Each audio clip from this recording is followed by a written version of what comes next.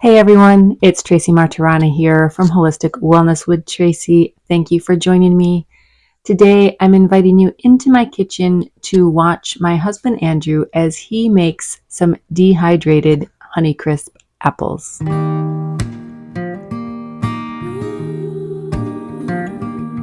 The first thing he's doing is making a 50-50 solution of lemon juice and water. As he preps the apple slices, he'll put them in there just to let them soak a little bit. The lemon juice helps prevent the apples from turning brown as they dry.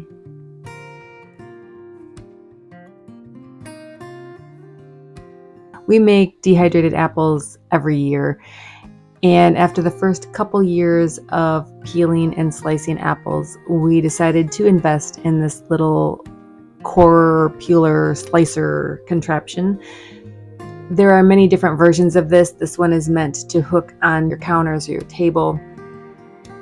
We don't have a big overhang on our counter, so we find hooking it to a cutting board over the sink is the best option, even though it's a little bit wonky. If you plan on doing this often, or if you do other things with apples like apple crisp, apple pie, anything like that where you want to quickly process your apples, I highly suggest grabbing one of these. I will put a shopping link to it down in the description box below in case you want to check it out. It does indeed make the process much easier. And the nice thing about it too is all the apple slices are nice and uniform, so they dehydrate at an even pace, so they all end up done at the same time, which is great. So after the apple slices sit here for a few minutes, about 5 minutes is all you really need, he just transfers them over into a colander to let the lemon juice drain off, and then puts them into the dehydrator trays. Now you can do them plain, which is what we do most of the time, is just take the apples, put them straight onto the tray. But you can also season them up with a little cinnamon if you want. If you want to take some of these, throw them in a bowl, sprinkle some cinnamon over top, mix them around a little bit to make sure they're evenly coated. Those are also delicious. So while the first batch is draining, he did a few more.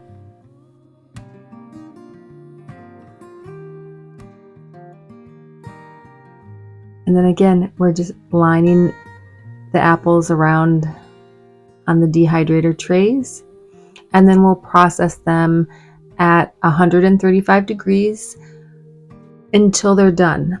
Ours took about 7 hours this time. If your slices are a little bit thicker, they might take a little bit longer. You just want to make sure that they feel very dry and rubbery when they're done.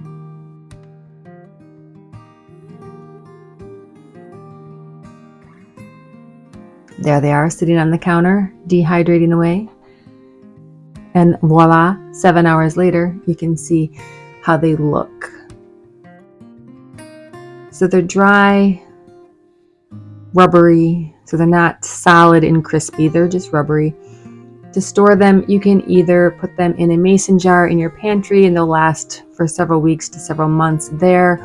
Or if you're worried that maybe there's a little bit of moisture left, go ahead and stick them in the freezer and they'll last for months. Thank you so much for joining us.